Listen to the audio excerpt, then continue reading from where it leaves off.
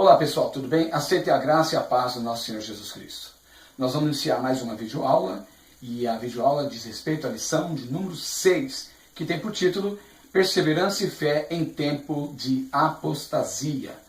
E nós temos como textual a seguinte expressão, abre aspas, para que vos não façais negligentes, mas sejais imitadores dos que pela fé e paciência herdaram as promessas. Fecha aspas, Hebreus capítulo 6, versículo de número 12. A verdade prática dessa lição é: contra o perigo da apostasia, a palavra de Deus revela a necessidade de ânimo e perseverança de fé. E nós temos como leitura bíblica em classe Hebreus capítulo 6, versículo 1 ao versículo 15. Você deve saber que a apostasia remonta à ideia de decaída, de deserção, de rebelião e abandono, retirada, o afastamento daquilo que antes se estava ligado em relação à nossa fé. Apostasia significa romper o relacionamento salvífico com Cristo. Geralmente esse fenômeno se manifesta na esfera moral e ética, bem como na esfera também doutrinária. Nesse tempo de apostasia, à luz da carta aos Hebreus, somos chamados a perseverar na comunhão com Cristo e a viver em fé na esperança renovada de um dia estarmos para sempre com o Senhor. Eu posso iniciar essa lição falando, por exemplo, a importância do desenvolvimento espiritual. O autor aos Hebreus imaginava que os crentes a qual ele estava se dirigindo, para quem ele escreveu a epístola, que os crentes já fossem mestres. O que não aconteceu na realidade. O autor já havia dito que os crentes deveriam ser mestres, diz o comentarista. Mas em vez disso, necessitavam que alguém lhes ensinasse de novo os primeiros rudimentos da fé cristã. Isso está registrado em Hebreus capítulo 5, versículo 12. Então, como esse Hebreus capítulo 6 é uma sequência, a gente já percebe que o autor, nessa lição, o comentarista, ele começa a abordar sobre a importância de ter um crescimento na vida espiritual.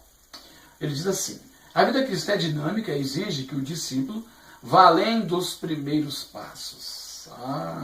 Então por aqui a gente já pode entender que eu não posso ficar só nos rudimentos iniciais da fé cristã.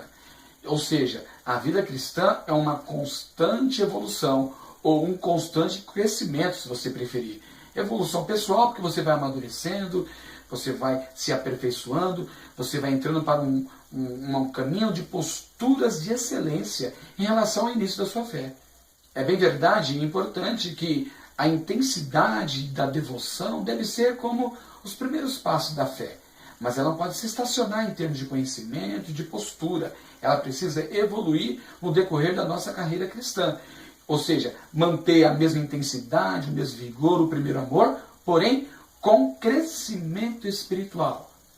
Em outras palavras, ao contrário do que muita gente imagina, o crescimento espiritual não significa automaticamente a perda do primeiro amor. Ser maduro não é deixar o amor. Ao contrário, ser maduro é pegar esse primeiro amor e aprofundar nele. Se especializar mais na pessoa de Cristo no sentido de viver uma vida cristã autêntica. Então, o autor aos Hebreus ele tem essa preocupação e ele imaginava, erroneamente, que poderia falar de coisas mais profundas, falar de aspectos mais profundos da palavra de Deus, mas ao contrário disso ele se deparou com uma estagnação intelectual e espiritual na vida dos irmãos hebreus cristãos que agora estavam, ao estacionar, decaindo. Nosso comentarista também nos deixa algumas pistas interessantes. Olha só, a vida cristã é dinâmica e exige que o discípulo vá além dos primeiros passos. Ela exige isso. É um crescimento como uma criança que automaticamente vai crescendo. Ela vai crescendo em estatura, fisicamente, no seu corpo, mas ela também cresce na sua mente, na sua inteligência, na sua percepção, nos seus sentimentos. A sua alma vai evoluindo. A vida cristã, igualmente. Conforme o tempo que passamos na presença de Deus, a nossa postura, a nossa devoção deve evoluir igualmente ao nosso tempo. Eu não posso admitir isso, que eu fique 10, 20, 30 anos na presença de Deus sem ter amadurecimento espiritual. Se assim ocorrer, ficar 30 anos na presença de Deus, não tendo amadurecimento, eu vou ser um cristão infantil. Eu vou ser um cristão infantilizado, que não sei lidar com as fé. Se chegar um momento de provação, eu posso sucumbir. Não tenho alta resistência à frustração. Ao contrário, eu tenho baixa resistência a frustrações. Então, qualquer coisa, eu estou fragilizado na minha fé. Muito bem, o autor teve esse problema, essa dificuldade. Ele percebeu que isso não estava acontecendo, não estava indo além dos primeiros passos com a comunidade com a qual o autor sacro se correspondia. Em vez disso, dava sinais de cansaço, indolência, negligência e imaturidade espiritual, o que poderia trazer como consequência esfriamento e fracasso na fé. É muito tranquilo nós imaginarmos que existem momentos na nossa vida, exige uma certa constância, mas a constância só tem sentido, só é alcançada essa constância quando de fato eu percebo que eu estou amadurecendo. À medida que eu amadureço, a constância me acompanha. Se eu não amadureço na fé, então há oscilação na minha vida. A minha vida espiritual, uma vez tem picos de maturidade, outras vezes tem de decadência. Aí eu fico oscilando.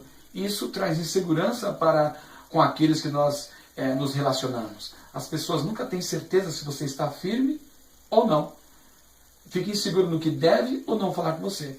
Não sabe se você tem maturidade para ouvir certas coisas ou não tem essa maturidade. E diante de Deus? Deus não quer crentes oscilantes, Deus quer crentes firmes, que vão se amadurecendo até a estatura, que alcance uma resistência forte contra as astutas ciladas. Se não evoluirmos espiritualmente, nós fracassamos. Porque quando eu estou estagnado, a tendência é fracassar. E o fracasso pode ser um esfriamento momentâneo, ou pode ser um distanciamento dos irmãos da igreja e das verdades do Evangelho, ou simplesmente a total apatia, total distanciamento, a decisão deliberada em se afastar definitivamente do Senhor, ou seja, a apostasia. Outro ponto interessante, que a graça não é irresistível.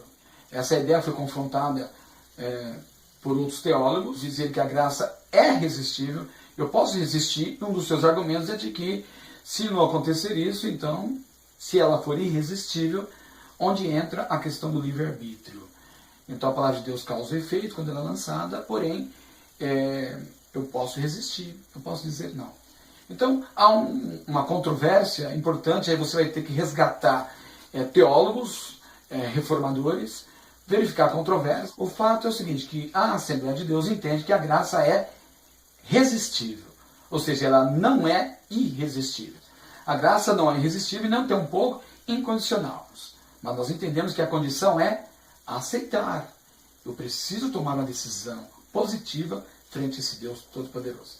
Muito bem, que a apostasia é retratada pelo escritor como algo real, não fictício, não uma possibilidade distante, longínqua, não algo abstrato, mas ela é real.